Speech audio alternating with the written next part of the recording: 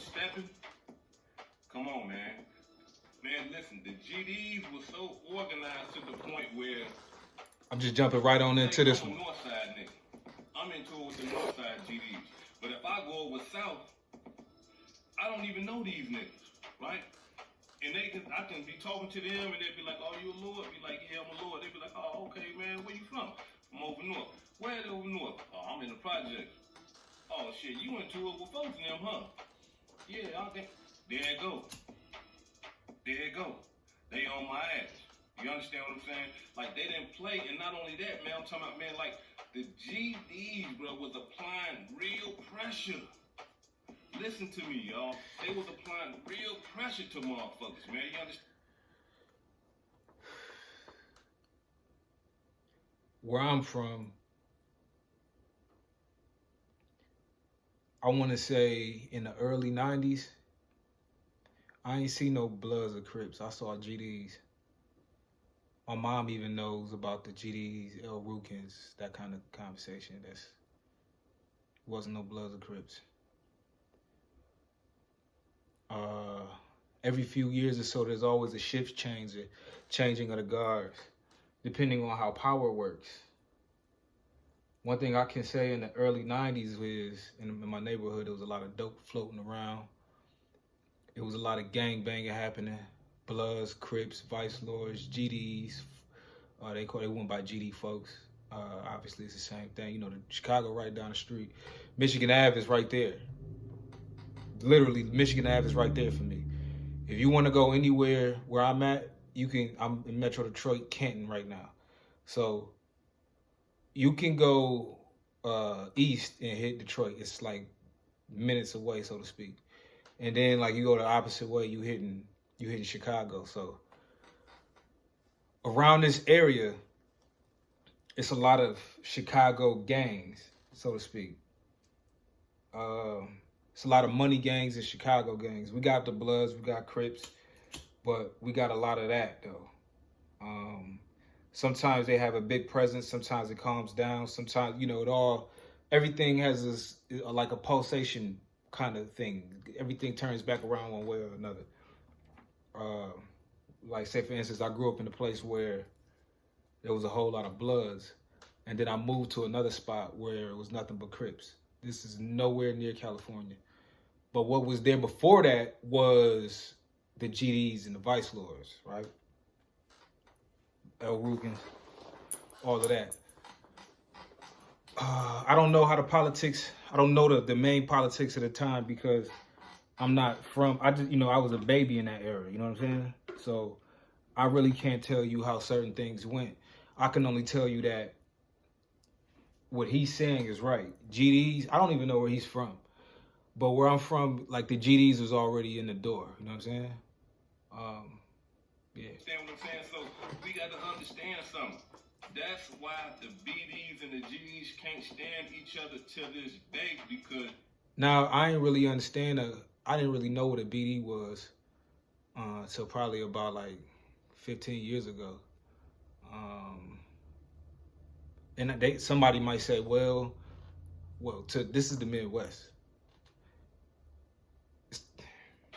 When the BDs was a small nation, when they were small, the GDs was putting their foot on their neck the whole time. Pressure the whole time, right? Now y'all gotta understand something. Y'all know who Tupac is, right? Some of y'all don't know who Tupac is. Y'all don't even understand the legacy that he actually held. But Tupac spoke on Yummy Sandifer. Yummy Sandifer was a younger GD, a real young kid. I'm talking about like sandbox kind of young. And that little boy was putting in some work. So, what is that? Just type in Tupac Yummy Sandifer. You're going to come up with a big thing because I remember it hit the news. I remember me sitting there listening to Tupac sing the song, Lucky Little Tasha Had to Die. The news. Damn, I keep forgetting what the song is called. Little Tasha now screaming fuck the world, cause in the end it's my friends that flip flop, lip lock with my drop, thug like mother. I lick shots. Every drop 2 cops. Damn, well, how the hook go? I forgot. But anyway, I remember sitting there listening to Tupac talk about the Yummy Sanders for situation, and then I did my own research on it at the time. I was probably maybe a couple years older than Yummy Sanders, or he might even be something like that. When he was a little kid, I was a little kid. I'm saying it like that. You know what I'm saying? So, but it's a tripped out story. If y'all know anything about it, if y'all know anything about Caprini Green, I don't know if that was the same. I don't believe he's from Caprini Green or nothing like that. But the stories that we used to hear growing up, we got some projects around here that's wild too. We're gonna talk about that a little later. But we got some projects around here that's wild. I'm talking about like our shit so crazy you don't even realize it's been on America's Most Wanted in more than one kind of way.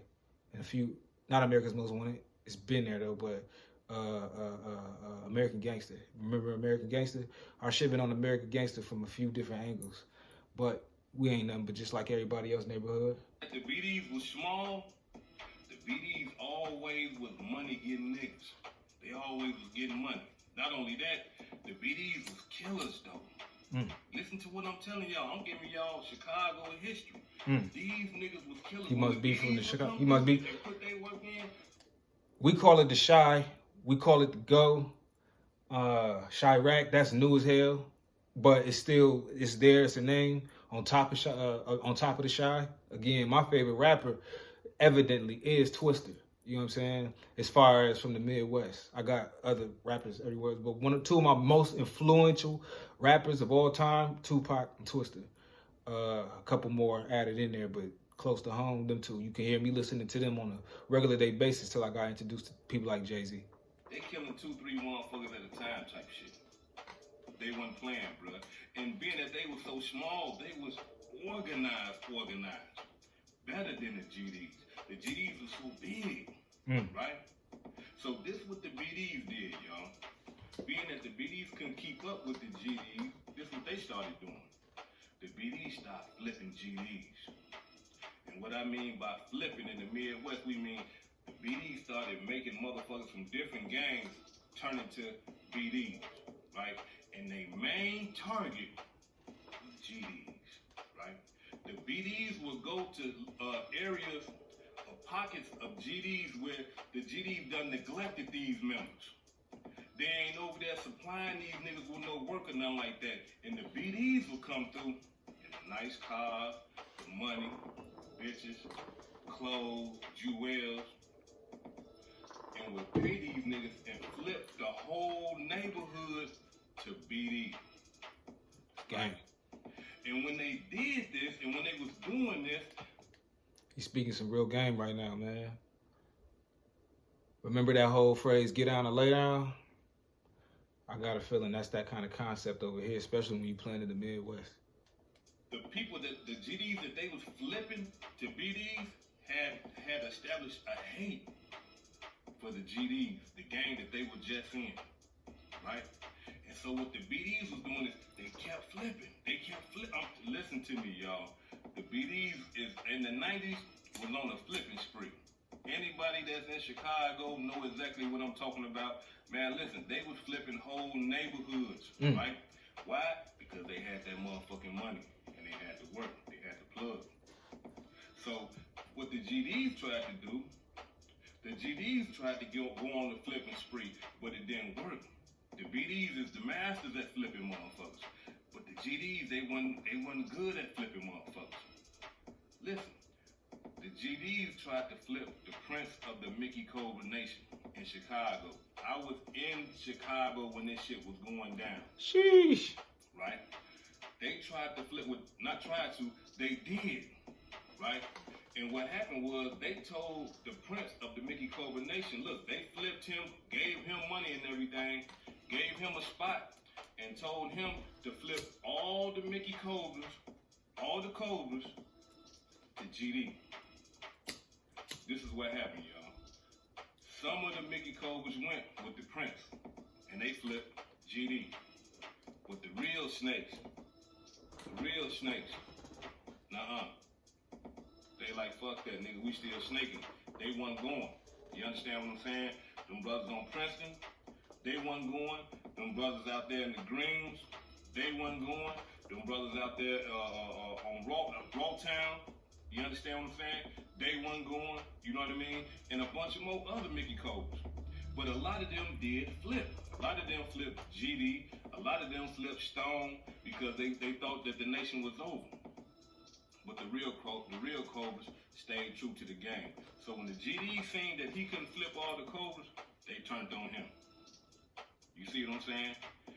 I'm telling y'all, I'm giving y'all some real history. This shit right here is cold-blooded. So what I'm trying to explain to you, Yella, is this right here. The history is too deep. And you know that. You from Chicago. But the history is too deep for Dirk. And what I mean by that is that Dirk done seen too many of the ops kill some of his closest friends. And when you see a one 6 degrees of separation and you keep getting missed. You have put yourself in a better position. And that's a blessing.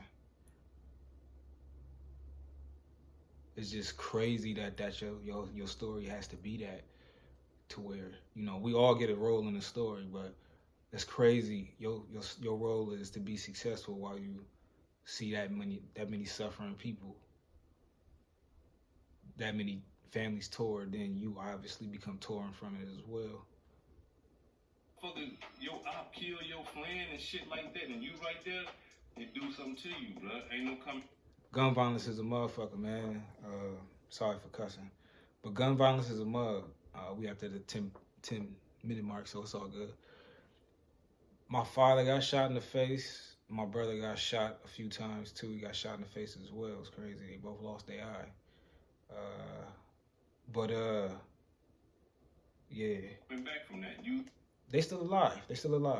But you in your mind and in your heart, you like, nah, I'm not stopping until all these niggas dead. Even though that's not gonna happen. You understand what I'm saying? But as you can see, this nigga's a multi-millionaire and he's not stopping. Right. So I understand what you were saying when you said that when he responded to you and you was like, you know, hey man, check this out. We gotta stop this shit. Good, man. And I'm with you on that. But I believe, just wise words from a classic nigga, the approach should be more towards them brothers that's in Chicago that's starving right now. Right. Not Lil Durk. Because Lil Durk done got all that money and he ain't trying to hear that shit. Lil Durk want blood. Lil Durk want blood. That's it. That nigga won't see motherfuckers, man, gone. He ain't trying to hear nothing else. It's stuck there with him. You know what I mean? This is just my portion of understanding, bro. You know what I mean? But I believe in my mind that Dirk ain't going for that shit, bro. Nuh-uh. Like I said, that nigga want blood, man. This is hood educated, not lane related. Peace and love, and y'all take care of yourself out there. Make sure y'all hit that like button and subscribe if you haven't already, and hit the notification bell. Peace. Yeah, man, that was Hood Educated TV, man. Shout out to Hood Educated TV. Yeah, so, yeah, he's from Chicago, so he knows. He's right down the road from me. I think like 6 hours or something like that. 4 hours, something like that, somewhere in there. But it ain't gonna take long at all to drive there. But yeah, man, Hood Educated, man. If you ain't watching it, watch him. And I could feel what he's saying as well. Like, I'm not from there, but I'm from the area. You know what I mean? If you look down, Freddie Gibbs. Freddie Gibbs is a vice lord. He's from a little south. He from a little south of me right now. So this whole little area is a stronghold for. This is a gang hub.